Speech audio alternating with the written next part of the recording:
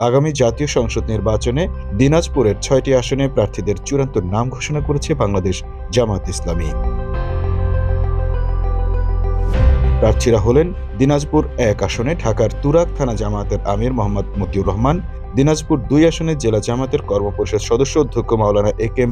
আফজালুল আনাম, দিনাজপুর ৩ আসনে জেলা জামায়াতের ইউনিট সদস্য অ্যাডভোকেট মাইনুল আলম, দিনাজপুর ৪ আসনে জেলা জামায়াতের সাবেক আমির আফতাব উদ্দিন মোল্লা, দিনাজপুর ৫ আসনে জেলা জামায়াতের কর্মপরিষদ সদস্য মোহাম্মদ আনোয়ার হোসেন ও দিনাজপুর ৬ আসনে রংপুর দিনাজপুর অঞ্চলের টিম সদস্য মোহাম্মদ আনোয়ারুল ইসলাম।